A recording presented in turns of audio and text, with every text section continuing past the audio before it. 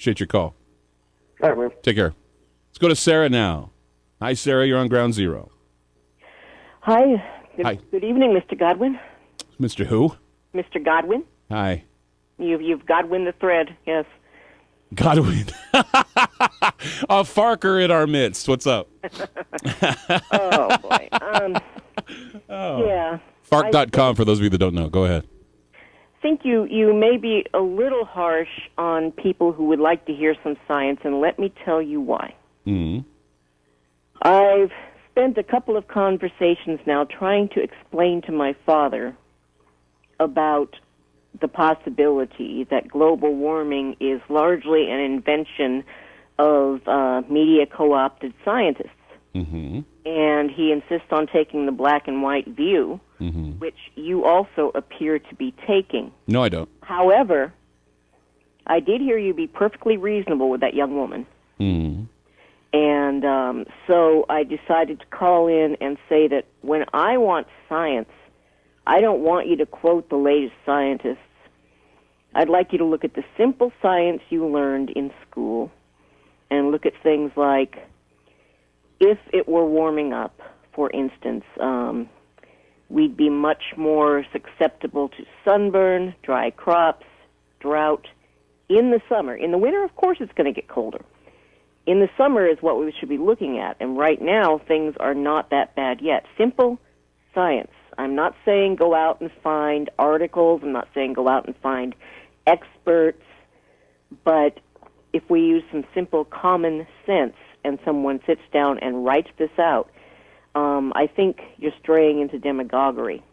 How so? I don't think I am, because I'll tell you why I don't think I am, because I basically stated, and I'll state it again, global warming is political witchcraft in the sense that it's taking people and saying your liberal, decadent lifestyle needs to stop, and we need to make you conserve, thus making you a conservative. How many fingers am I holding up, Winston? How many? Well, that's not exactly what conservative means. Well, it is to be a conservative, to be a person who conserves, or a person who the definition of conservative it varies from person to person. You're either a neocon or you're either a Fox News guy or a Rush Limbaugh fanatic. But what I'm getting at is that they're trying to tell us, hey, your excesses is what caused this, when they're completely in excess by flying around in their airplanes and they're riding around in their limousines, and the military-industrial complex, which you take 16 battleships and they run a lot of CO2 gases into the air too. Not to mention the waste that they've dropped into the oceans from World War II on. Yes, and I agree with you completely on all those fronts. And I do believe that it's political. I don't know if I'd go so far as witchcraft, but it certainly is a manipulative propaganda campaign, just like the ones that have been around since we've had global communication. Come on, go Goodwin on me, please. Pardon me? Yeah, do the Godwin. No. You do the Godwin, please. You do the Godwin, because I did the Godwin first. You do it now. Yeah, but you already lost the thread. I did not. You have to do the Godwin now, because you were that age-old thing that was done by the quick. Do the Godwin. The whom? You're not going to do it, are you? You're not going to give me the pleasure of hearing the word Nazis. You're just not. You are a stubborn person. You are killing me now on the air. I don't understand you. Oh, my God. Okay, thank you, Sarah. Great call tonight. Thank you. Well, what? Oh, they cut her off. She was going to say Nazis, and they cut her off. Nazis. Go to Mark. Hi, Mark. You're on Ground Zero. Hello? Yeah, hello, Mark. Go ahead. You're on Ground Zero. Yeah, I just wanted to kind of comment on the way you split it all up between liberal and conservative. The way I feel, it's more of an issue of collectivism. Okay. Which is it's more of the definition of it. I think the way the mainstream media and as well as the politicians and the ruling class splits it up, they purposely polarize people. I mean, yeah, you're right. You're very right. Now, where do you stand on it? I don't believe it at all. Good for you. But I think polarizing it as a liberal or conservative issue or for or against, on that way, really the whole thing is collectivism, and you can boil that down to any part laws passed, issues going right now it is like you said, a consolidation of one government control an oligarchy. Well, right you're a very good point, and I'll point out something to you. You're very brilliant, and I'll tell you why. Have you ever read or ever heard of something called the Project for the New American Century? Yeah, the PNAC. Yeah. Okay.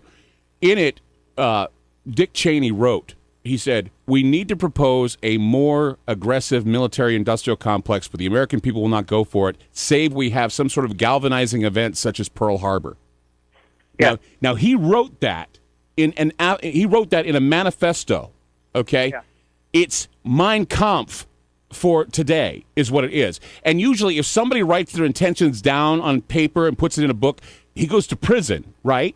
So they write that. We have 9/11, and then we have the industrial complex move in, and we basically go into these countries, and we fulfill our need for more and more war, weapons of war. Now, here's something that's interesting. They do this, and it's a crime. They're criminals. But what keeps them from going to prison is they say, well, we don't want to have that kind of polarization because, you have the Republicans saying, oh, it's just sour grapes. And you have the Democrats saying, well, we don't want to push it because we don't want them to have a backlash. But they're criminals. I mean, we don't talk about someone's political affiliation if they open fire on a schoolyard of children. Right. We don't say the Republican government. The jails is because it's their system, not ours. Yeah, it's their system, not ours. It's not red state, blue state. It's the state versus you. It's not right wing or left wing. It's the right. It's your rights being taken away by left-handed methods. And if you have a right wing and a left wing, it gets the bird fascist, the fascism bird to fly right. You need two wings to get fascism fly in this country. One thing I'd like to add is this didn't start with Bush. No, it did not. It's not going to end with Obama. This has been you're very right. Going on for a very long time. You are so right. Brilliant call. Thank you for calling. Thank you. You bet. We're going to take a break right now. I see you all out there. 1-800-344-KUFO. Good discussion tonight. Although I'm still looking for someone who is totally against what I'm saying, and I haven't found anyone yet. Okay? Where are you? Are you too afraid to come forward and say, I believe that the planet is heating up? Read the paper. 1-800-344-KUFO. We'll be back.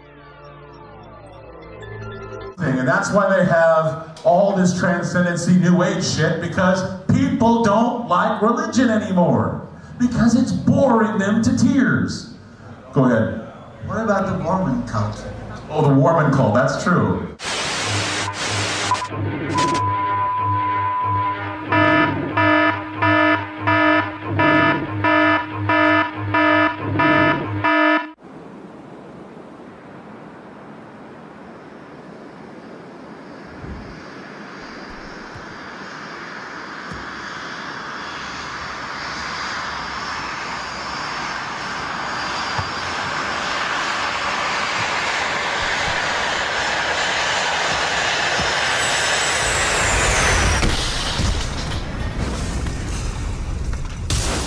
This is an example of how to create a cult member in a matter of 1 minute. All you have to do is show a death fetish scene.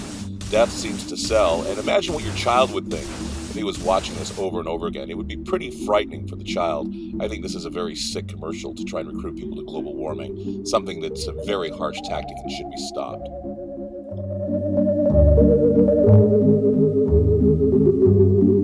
You know, that's why they're turning to environmental issues as a cult and a growing religion. Because that's something that's happening. That's something they can see. They can look out their window and see the sun's not out. Or they can see that the icebergs are falling apart. They can see the little polar bears swimming. Help me, help me, help me, help me. They can see that because it's all made in a studio in Hollywood.